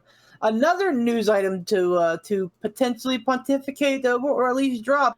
The first match has been announced for AEW Revolution coming up in February, and I want to make sure that I am quoting the match right. It is Brian Cage and Ricky Starks versus Sting and Darby Allin. Oh my god. That's been announced? Street fight. It is officially announced as of today. Listen, You say street fight? Street fight. That's okay, that makes sense. That's good though, because it not only is it a tag match, like we said, if they're gonna put Sting in the ring, have it be in a tag match, but this also facilitates him not having to be on camera. You know what I mean? He could take a bump and be laying in a pile of random refuse, wrestling refuse, if you will. And you know, he could just be there for like 3 or 4 minutes, get up, use some chairs, throw some punches, do his stinger thing, and then get hit and safely thrown out again. And then they could work on Darby Allin, or, you know, him and you know, Brian Cage could battle off into the ether for a little bit and then come back around. AEW is really good with that. But street fight is the best possible way to get Sting into a match, because you can have a street fight match, and I can imagine that it's probably not, I don't know how you would have a street fight match and have it be an actual tag in, tag out match. But you have a street fight match with Sting. Sting can take all the punches and kicks in the world. Yep. Because you don't have to land that shit.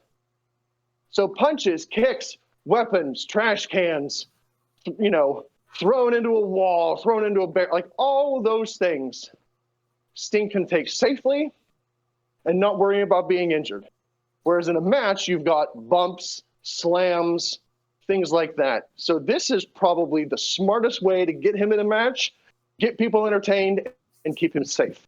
And speaking of, you know, that they can work on Darby for a while. Can we just talk about how fucking, you know, awesome of a match that was between him and Brian Cage? Like I thought it was really good. My only point of criticism, but I guess it lends even more to Darby's character, and like how like he kicked out at one like multiple times, which I was like, I don't know. I'm not like a huge fan of that, like in general. Well, hold on.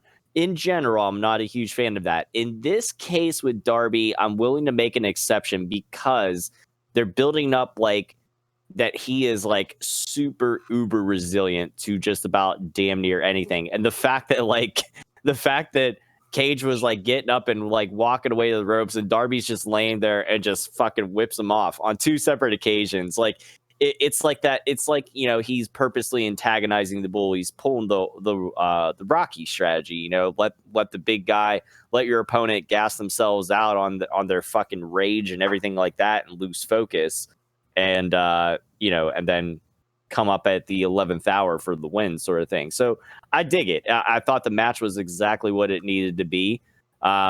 Yeah, I mean, you saw him try to come out the gate early with some offense and, you know, take Cage out at the knees and everything like that.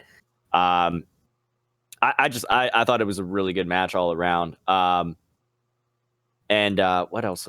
There was something else. Oh, it's not at Revolution, but I'm interested to see Thunder Rosa and Britt Baker at the Beach Break show and stuff like that. I think that's going to be a good match too. Well, and they could easily pivot that into, you know, another feud, or you know, a blow off at Revolution. Yeah.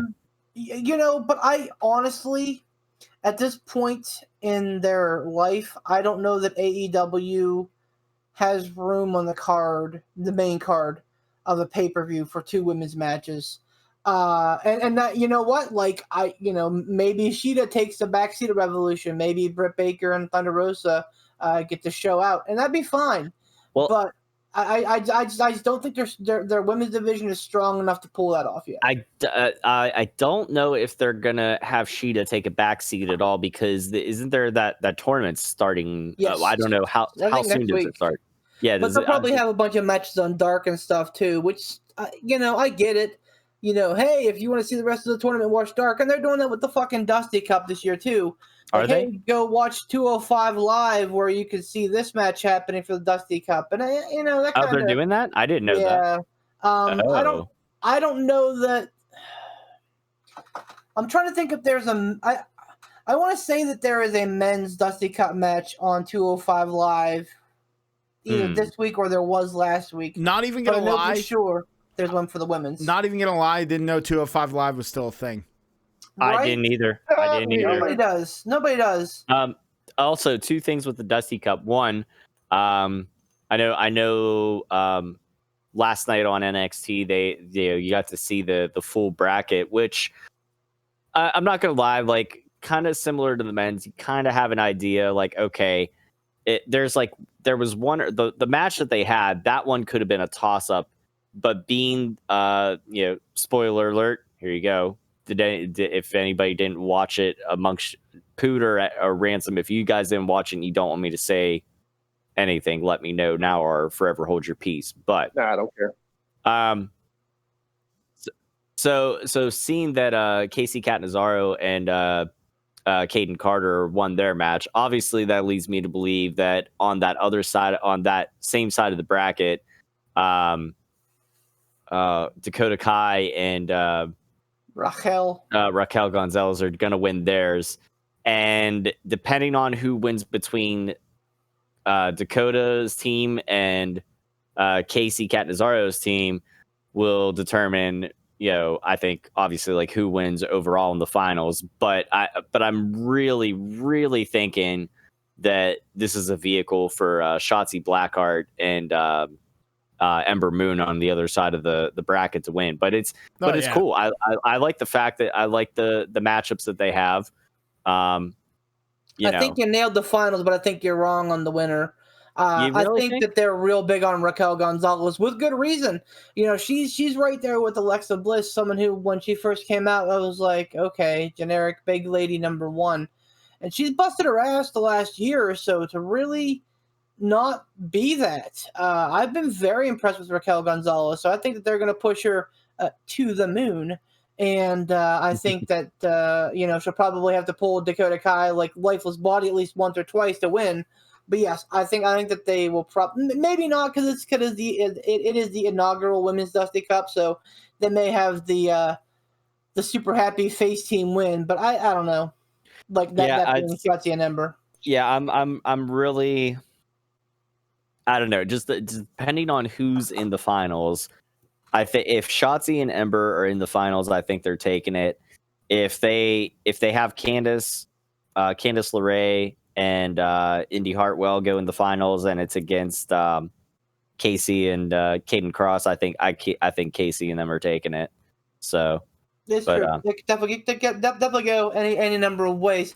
But you know what else can go any number of ways? Not this next segment. Right. Which is Stump the Champs. And you know what we call it? Stump the Champs. Poot, what do we call it? Stump the Champs? We call it Stump the Champs because we have not been wrong for many a fortnight. I was going to say, smack the jukebox. It's broken. Been a hot minute. And I think the consensus is we want to go ahead. We have 2. One from our good buddy the Maniac and one from our buddy Vapor, Dave. So I think we're going to knock on both out tonight. Yeah, gents? Yep. Yeah. All right. So which one would you like to do first? Maniac or Vapor? Let's start with Maniac. Let's start with Maniac. All right. So here is the question from the mid-card Maniac himself. In 2008, I hate specific years, WWE introduced the championship scramble at Unforgiven. Part of the match stated whoever scored a pin would be the interim champion until the time limit was reached. So who was/were the interim champions during the WWE title match? Hint, the winner does not count as an interim champion. Again, He's asking specifically for this interim, the interim champion. So at this one pay-per-view? Correct. He does not want ironically, he does not want the winner because the winner does not count as an interim champ. He wants how many there were and their names. Oh, Lord. Wait, was there one or were there multiple? I think there were at least a couple, maybe three. I want to say, oh God, what was his name? With the fucking jacket, and he was a cruiserweight. He was a cruiserweight champion there for a while. Spanky, Brian Kendrick. Oh, Brian. I want to say he was definitely a part of that match, and I want to say that he was interim champion at least once. So explain to me how this match worked. Wait. I might be it. wrong. There may have been a second championship scramble he may have been a part of. Now that I'm thinking about it, Beef. Okay, two things. Don't start firing on all cylinders. We'll get lost in the weeds. And that's not me being critical. That's me I'm the same way. So when you're saying interim champion, you're saying the person who walked into the match, the champion. No. That's what interim champion means. No. So that's incumbent. Right. Oh. This match, the way that the match functioned was like whenever you got a pin, you were the champion. You did not have to score the pin over the champion, but like let's say that it was Jericho and Batista. Neither one of them were champion, and Jericho pinned Batista. Jericho then became champion. Let's say Triple H pinned Jericho. Triple H then became champion. Oh my God. So he's talking, and those were considered interim champions. And he's saying that the person who won the match is not included. So we have to basically just name all the wrestlers in the match. Well, not necessarily. It's not a guarantee that every one of them got a pinfall in the match. All right, so this was 2008. CM Punk was supposed to be in it. CM Punk got attacked, and I want to say Jericho took CM Punk's place. Are we saying there was one or many? Because they introduced the scramble, did they do it for one championship or a bunch of them? They've done it a couple times since, but this is the inaugural time. I barely remember doing it at all. Here's going to be the problem. Now, I don't know how much help I'm going to be on this other than this little tidbit of a fact. At this Unforgiven pay-per-view, there was a championship scramble for the Raw main title, the SmackDown main title, and the ECW main title. There were 3 championship scramble matches at this pay-per-view. So if he wants every single one, dear God in heaven. No. So we're he's going to have talking some problems. The WWE title match. Okay. Oh, okay. All right. If I'm not mistaken, I believe that CM Punk came into the match. No, he would not have been. That would have been for the world title because his WWE title reign was after that. No, that was for the world title. So good catch, wrestling. So let's say. No, go ahead. I was going to say, okay, so when in 2008 was the Unforgiven pay-per-view? I'm trying to remember. Probably September, October. Okay. And this would have been, so if we're talking WWE title, we're talking SmackDown talent, because at that point, Raw did have the world title, because like I said, that was the year where Punk beat Batista, or beat Edge. Batista came out, Batista bombed Edge, and then CM Punk came out and cashed in Money in the Bank after he did that. Okay. So, first off, since he only wants the WWE Championship Scramble. Yeah. Let's figure out who was in it. Good call. Yeah. All right. So this is 2008. Yes? Yes. I'm just going to throw this out there. For main title pictures, wasn't that the time of the golden shovel? Yeah. Again, that would have been Raw. Well, no. That the WWE title was on Raw because I remember that WrestleMania it would have been in 2009. Just flash forwarding a little bit. That was the year that it was Edge versus Taker for the streak versus the title. I remember this specifically because I was a huge Edge head, still am, and my girlfriend at the time was all about the Undertaker, and we were literally sitting there at each other's throats, screaming like, "Ah, pin him, pin him, pin him!" So that was going on, and that was also that WrestleMania was Orton, Triple H, and I believe Cena in a triple threat match for the WWE title. So going backwards, the WWE title would have been on Raw. Okay, so we need SmackDown. Give me a second. What we year? need Raw. No, hold on. Go ahead.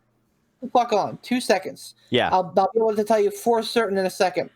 What WrestleMania is this coming up in April? Is it 37? This one, yes. This one coming up is 37. Okay, let me do my math here. Calculate. 11 is 2. Nope, 3. Bad math. This That would have been 13 years ago, right? 21 minus 8 is 13. Check my math. 21 minus what? 13. 8? Yes. Yeah, 21 minus 8 is 13. Okay. Yeah. So if I'm right, and this was in September, October, which I believe it was, this would have been between WrestleMania 24 and 25. So WrestleMania 24, Tom, you're 100% correct. Edge faced Taker for the world title. Mm-hmm. However, at some point they flip-flopped. Because CM Punk won Money in the Bank for the first time in WrestleMania 24, and CM Punk beat Edge for the world title for his first reign, and that happened in like June or July. Because I remember I was out camping with my family, and it was the summertime, and my brother texted me, "Hey, CM Punk just cashed in his world title on Edge and won the world title." So I am 110% certain that the world title was on Raw at this point. Okay. So we're talking about SmackDown talent, 08. Okay. So I'm fairly certain after all of your talking that Triple H went into this match as the champion. I believe it. Okay. That sounds right to me. I agree. Now, who else was on that show at the time? Beef mentioned Brian Kendrick. Oh yeah, he was definitely in it. Yeah, I think that he was there for that year. And Ransom, you're 100% correct. Triple H probably was still the champion because Triple H was the champion at WrestleMania 24. So assuming that they did a brand swap where Edge went to Raw and Triple H went to SmackDown, that makes sense. So we got 2. How many are in the championship scramble? 5? 6? 5 or 6. Oh God. Fuck. It's been a while since I played on the SmackDown versus Raw game. It might be 5. Go with your gut. I think it's 5. All right. Okay. So we got 2 of the 5. So we got Orton, I think, was there. Are you sure? No. Because wasn't that the time that Orton was kind of in the shit house? No pun intended. Orton, no. Orton was just finished up a feud with The Undertaker. Or no, that was WrestleMania 21. Who did he face at 24?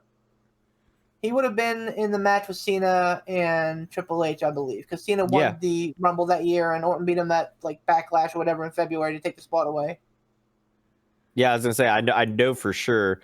I remember distinctly those 2 matches. And actually, wasn't WrestleMania 24 also the Shawn Michaels Ric Flair retirement? Yep. Sure was. Okay. So maybe Orton wasn't there. Maybe Orton was on Raw. No, I don't think Orton was there because I think Orton was involved with CM Punk not being in that championship scramble because didn't he attack CM Punk and that's when Jericho replaced him? Jericho replaced Punk? Yep, I couldn't remember why Punk got attacked, but yep, Orton is you. Yes. Yep. Okay. Did someone drop Jeff Hardy's name earlier, or am I thinking back to our conversation earlier? I don't think Nobody anybody dropped Jeff Hardy's name for this match, but Well, I'm he just probably was in it at the time. I'm just thinking of that time period because, admittedly, that wasn't when I was watching wrestling, but I've gone back and watched some of that stuff from that time period because I picked back up in 2009. And I'm thinking back because we've talked so much about that because I missed the like ruthless aggression era. I missed like what was the era after that? Like the Cena, the PG era. Yeah, the PG era. I missed a lot of that. But from hearing you guys talk about this stuff, wasn't that the time period that Jeff Hardy was kind of in that title hunt era where he got his big push? Mm-hmm. He would have been in the title picture around that time. So Yep. I'd say he probably was one of the people that won it. You know, for the fucking life of me, I don't remember this match at all. I remember a little bit of the world title scramble, but none of this. I would say that's a safe bet to say Hardy could have been in the picture because I remember at the Armageddon pay-per-view in 2007, the one that I actually went to, it was like him versus it was Hardy versus Triple H for I don't remember if it was for a big spot, but he was definitely like the fact that he was in a match with Triple H then. Yep. You know, he's in that main picture. Yep. All right. Yep. So You just did a good thing there, Tom. You did a good thing. temporarily, Yeah. Yeah, it's later to come, but you did a good thing. temporarily. So we're gonna say H, Brian Kendrick, and Jeff Hardy. Yep, those three are Yes. definitely in it. Okay. agree. Okay. So we probably need at least one more babyface. Wait, you said Triple H, Jeff Hardy, and Brian Kendrick. Yeah. Didn't we Didn't also say Jericho because he took Punk's spot, right? Jericho was No, in the that was world for title. that was for the world title. Okay, never mind. Forget that. Different show there. Okay. I'm trying to think other SmackDown faces at that time frame. Batista, was he at SmackDown at that point, or was he still on Raw? I don't. I think he was still on Raw because he Batista bombed Edge, which caused Punk to beat. Unless that was like his like last act of defiance. But I remember, because I was pissed because Punk didn't beat Edge clean for the Money in the Bank. So Batista came out, Batista bombed Edge, and then Punk cashed in. So unless that was like Batista's last act of defiance on Raw, he may have been on Raw at this point. Now, maybe I'm just thinking too much into Money in the Bank on this. But in all of these, like 5, 6, 7, 8-man matches, during this time frame, Shelley always comes to mind for me. Was he just strictly always slotted into the Money in the Bank matches, or would he have been in this match too? He may have been at ECW at this point. Who's that? Shelton Benjamin. I think he might have been ECW, but you aren't wrong. He's mostly just in the Money in the Bank matches, I believe. When was this? I don't think he was part of this. Was it in the? Was this near the middle or end of ECW's life cycle? Middle. The middle? Wasn't he? The head shaving match was at WrestleMania 25, I believe. Wasn't he? Was he early or late ECW? Because he wasn't in there the entire time. No, I think he was there for a good patch, though. I think middle to end. That's where the gold standard came from. Yeah, but I'm feeling good about who brought it. Did you throw that out? Ransom did. I really don't think Shelton Benjamin. So SmackDown in this era was all about giving people chances. Raw, not so much. Raw was like the old dependable. But SmackDown was like, hey, we're going to try and get so-and-so over, or we're going to try and give so-and-so a spot. But I don't think that they would have given 3 spots to like, hey, we're going to try and get so-and-so their time. Kendrick was there for sure, and he would have been a priority. Hardy, I think, was there, and he would have been a priority. I don't think they would have put a third, like, quote-unquote main event slot on a guy that they were trying to put over. I don't know, if you man. follow what I'm saying. Look, again, you can take Do what I we say have for. to name who was all in the match? Or No, do we but just we're- have to No, name he's who were the looking interim for- champions? He's looking for the names of the interim champions and how many winners there were. So how many interim champions there were. So who was / were the interim champions in the WWE title match? The winner does not count as an interim champion. Again, must get exact number and names. So we have to say, like, okay, of this match, Jeff Hardy was interim champion X number of times. No, we have to No? say there were 3 interim champions: Hardy, Kendrick, and Okay. Bloomquist. Okay. Got it. Bloomquist. I feel like the thing is, Ransom when Ransom pulls out names like this, man, it just works. Like I don't. But look, here's the problem, though. It doesn't matter at the end of this question who was in the match. Right. What matters were the interim champions. Now, here's what I'm going to throw out there, and you do with it what you will. Shelley definitely won it. No. Brian Kendrick Yep.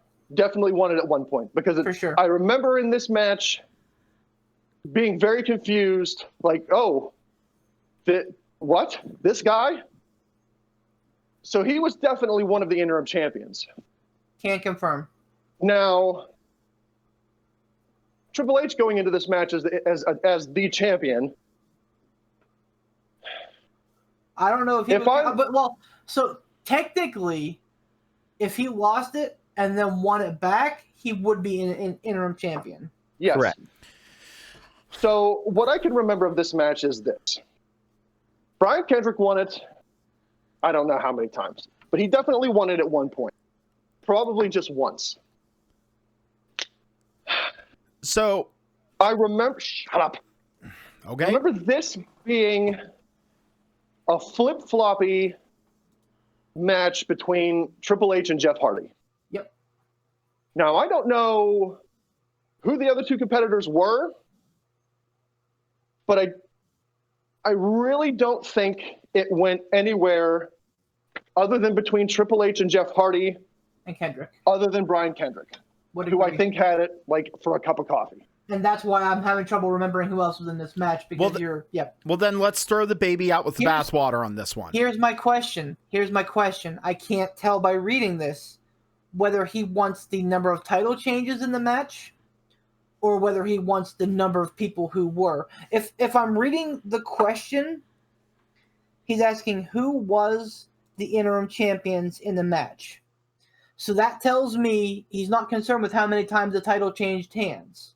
So Right. He just wants the reread names question. of the people who were interim champions. Yeah, just reread read the it question verbatim. real quick. But the last sentence throws me, and here's why. Okay, full thing. Just start in over. 2008, WWE introduced the Championship Scramble at Unforgiven. Part of the match stated whoever scored a pin would be interim champion until the time limit was reached. So who was / were the interim champion (S) in the WWE title match? Okay. Hint: the winner does not count as an interim champion. Again, must get exact number and name (S). Okay. So, look, when Tom said something about Triple H going against Jeff Hardy for the WWE title at some other pay-per-view, No, hold that's on. what It wasn't a title match. They were just in a match together. But I'm saying that I believe that was the early start of everything. Yes. So in any case, that's Yeah. what triggered me to remember back that I don't, maybe I'm wrong, but again, it doesn't matter. But I thought that this would have been Jeff Hardy's first big title reign. And I can remember getting excited about that because at the time I didn't see Jeff Hardy as a spot monkey. I was still excited for him. So I think you're about a year too soon because okay, but in CM any Punk case, beat Jeff Hardy the following year with Money in the Bank. okay. So, but regardless of whether or not I was right or wrong on that, thinking back, I can remember it going back and forth multiple times between Jeff Hardy and Triple H. And I wanted Jeff Hardy to come out on top at the end, and I don't think he did. I think Triple H ended up with the title at the end. Yes. Okay. So what I'm saying is, my belief is that there were 3 interim champions: Triple H, Jeff Hardy, and Brian Kendrick. I'm good How with many that. times they flopped back and forth, I don't know. And I don't Now- know if that's what we need to have, but I don't think those we 3 do. names, I think, are the only names that came out of this match as interim champions. Whoever Here's the my other 2 question. were, I don't think that they won it. Here's my question. Just because of the way the hint is worded, are we sure that Triple H, after losing the initial title, held it as an interim, or didn't just like roll up Jeff Hardy like towards the end of it? No, Ransom saying that it was a lot of back and forth between him and Jeff Hardy. I believe Triple H would have been an interim champion, Okay. regardless if he ended the match that way or not. I think Maniac was just trying to throw us off a little bit there. I believe it's those 3. So just to make sure, we are definitively saying that Triple H lost the title, won the title during the match, and lost the title again during the match before finally coming back and winning at the end. At least Yes. once. Okay. Yes. Okay. So Then I'm on board. Hardy, H, and Brian Kendrick. Yep. Okay. And 3. So those 3. Okay. Here we go. Jazz was never one of my favorites from the last Stump the Chump, and fuels my fire. I like Jazz, man. She wasn't the best, but she wasn't terrible. So the WWE Championship had 3 interim champions. Guess who they were, boys? The 3 we guessed. Yes, sir. Jeff Hardy, Triple H, and the Brian Kendrick. Maniac, buddy. It's that time of the day Oh, where I get to say, you brought your best firepower, my friend. But good day, sir. You lose and you get nothing. And can I just say that, like, I had no recollection of this match at all, but I'm glad that I was at least able to put that seed in Ransom's head about Triple H and Jeff Hardy from a pay-per-view that I went to here in Pittsburgh, PA. The only thing I knew for at the sure, Civic Arena. I was so certain such a about Brian dad. Kendrick, and I was so certain that Brian Kendrick won during that match because I was like, oh fuck, this could be a big deal. Yeah, because And I was not watching any. I barely watched. I just got back into watching wrestling then, probably right after this match, and like pretty much that WrestleMania 24. Because, like I said, again, I remember distinctly that particular WrestleMania in particular. So, yeah, Awesome. That was some good Whew. sussing. All right. All right, so our second contender. Speaking of good sussin', I Yeah. think that both of these gentlemen, if not currently residing in West by God, Virginia, are proud to represent West by God, Virginia, because we are granted another question from WV Vapor himself, or Buddy Dave, who likes to come and play Among Us with us, which, by the way, if you like to do and play Among Us, you should stop by on Tuesday nights on Casual Gaming's Dad Discord and come and have fun with us. and it doesn't matter if you're from Pittsburgh or West Virginia or even Don't North do it. Carolina. I couldn't help myself. It's fine. All right. You Here we can go. edit that out. Oh, this is a fucking paragraph. Damn it, Dave. All right. Good afternoon, gentlemen. I've been enjoying the podcast for a while now Have you? and listening to the questions that have been submitted by your other listeners. Go on. Glad to hear it, Dave. I thought I would take my first shot and have a little fun with you guys. I'll be honest, I don't know if this falls within the rules or have been asked, but at least you guys can have fun discussing it if it doesn't. Okay. Dave, we're pretty fluid on the rules, so we'll see. Starting my wrestling watching in the rock and roll era and starting college in the mid-'90s, I love the Attitude Era and all the craziness that goes with it. I'm especially a huge mark for the unruly absurdity of the Hardcore Championship, as we all are. Oh, here we go. So in good fashion, here's my question. We all know that Mankind was gifted the title as the first champion. What I would like to know is this. Who held the title more than anyone else? Who had the longest reign as the champion? And who was the final Hardcore champion? Oh, we had this before. Ravens held the most because he's held it, 26 times? Mm-hmm. Okay, so I got that. The there's longest- actually a couple bonus questions I'm going to throw out here too. Oh, How many total people have held the title, oh, and fuck. how many title reigns were there? I'm glad those are bonus questions because those are definitely ones that we would have went, you know what? We're not going to do this. Yeah. But the three that you've given us, Vapor, are great. So yes. Raven has held it 26 times. He's held it the most. Longest, I think, was Hardcore Holly. I'm not solid. Bossman had a good reign. Road Dogg had a good reign, so I'm not solid on that. No, I want to say it's Bossman. I know we've talked about this because we've done it before in Hot Tag Trivia. It was absolutely Bossman because I think I was the one who asked the question. Yep. Yeah. It was And the Bossman. final Hardcore champion, isn't it Bradshaw? I don't remember. What was the last one? Who was the final last? Hardcore champion? I remember Bradshaw getting a brand new Hardcore championship title that he put steer horns on. Now this is before he became JBL, but it was after Justin Hawk. No. So wasn't it Rob Van Dam? Didn't we talk about Rob that? Van Dam. Wasn't it Rob Van yeah. Dam?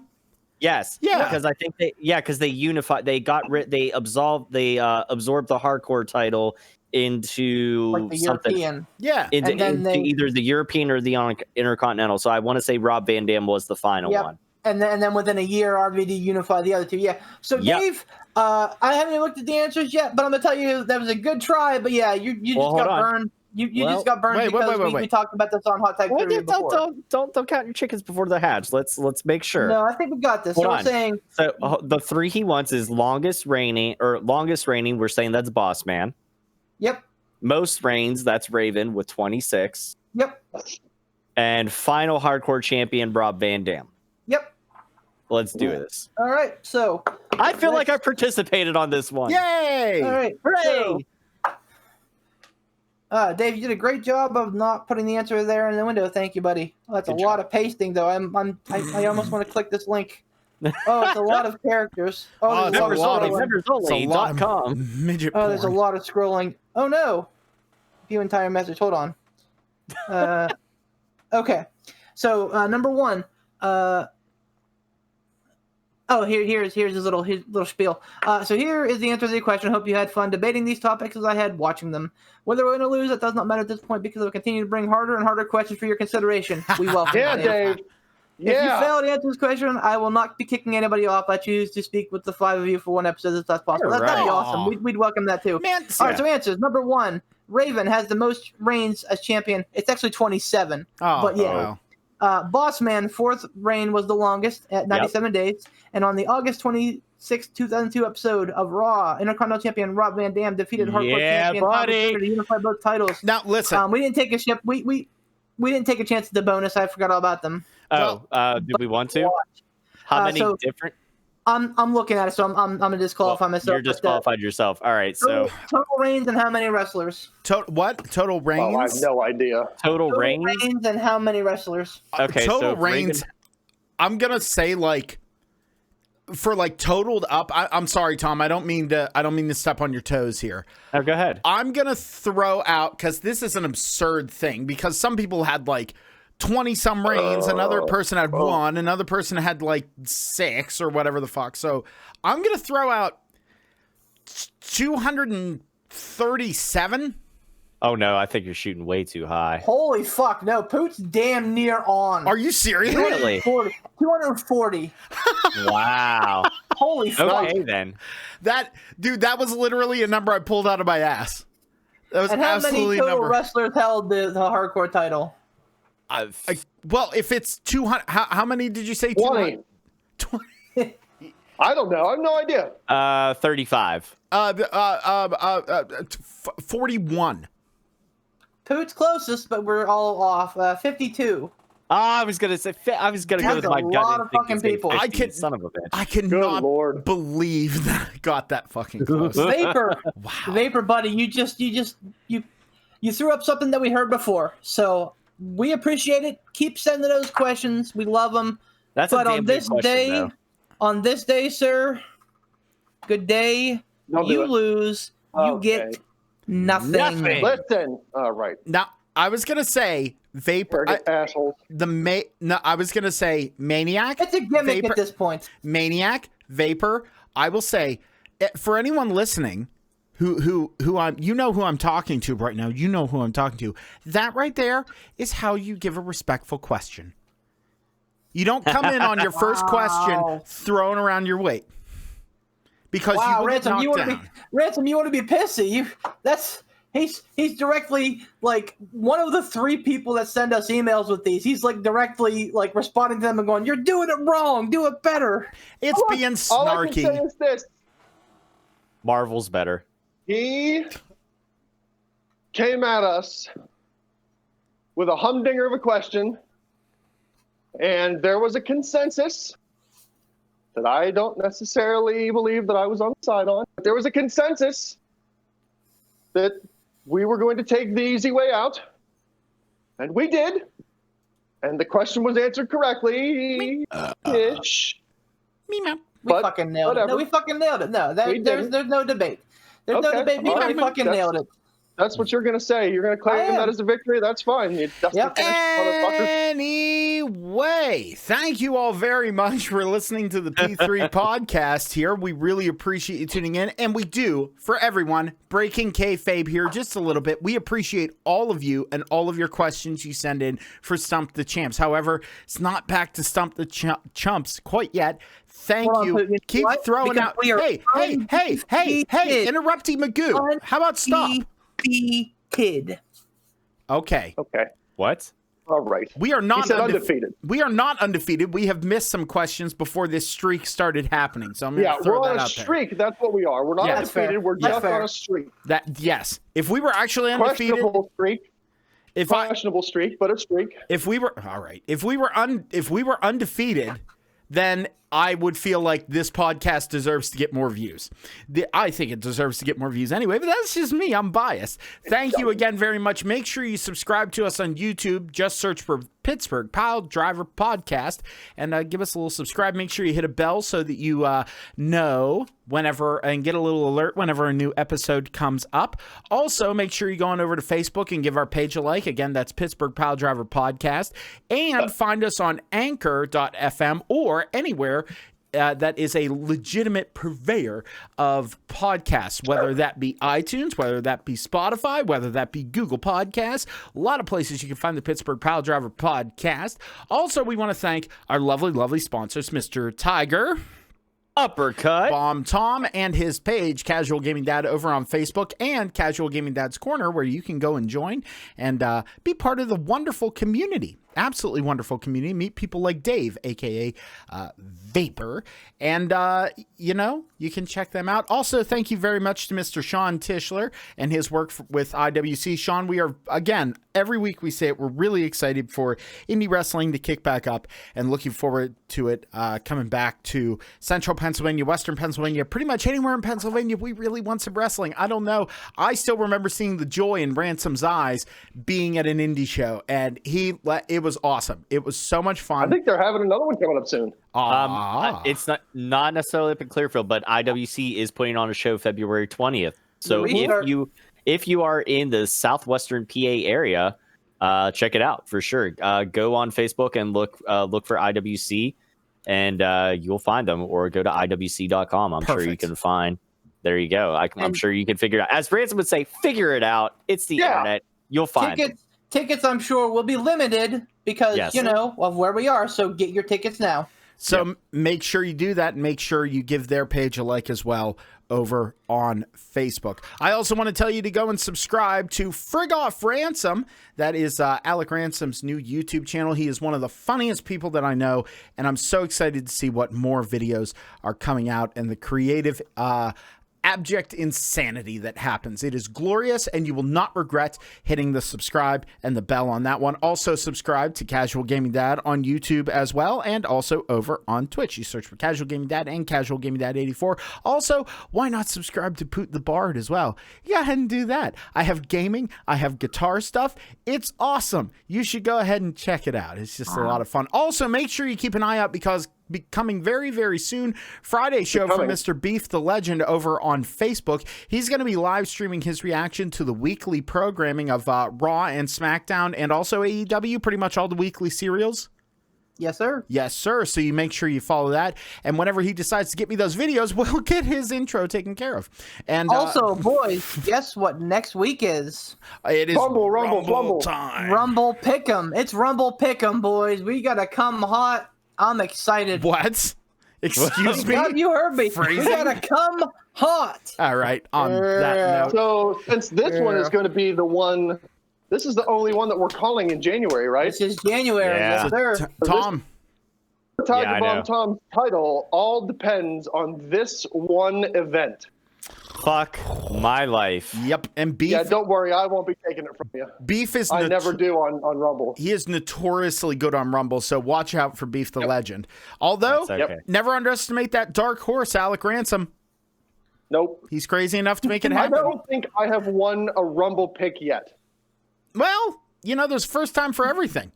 Well, All right. Thank you all very much for listening seriously. And, also do yourself a favor as far as podcasts go. Like I said, please, please, please go listen to the Joe Rogan podcast with Mark Calloway.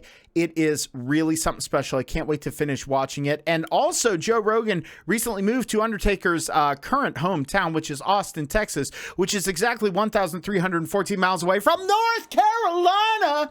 So you should definitely check that out if you are a wrestling glad he's hurt. fan. For Mr. Beef the Legend, Alec, the Madman Ransom, myself, Poot the Bard, Bebe, and your reigning, defending, Say it. undisputed. Feels so good. Ew. I feel like you're getting a chooser weight boner. Tiger. Uppercut. Bomb Tom. Have a wonderful evening, everyone. Goodbye. Cheaters.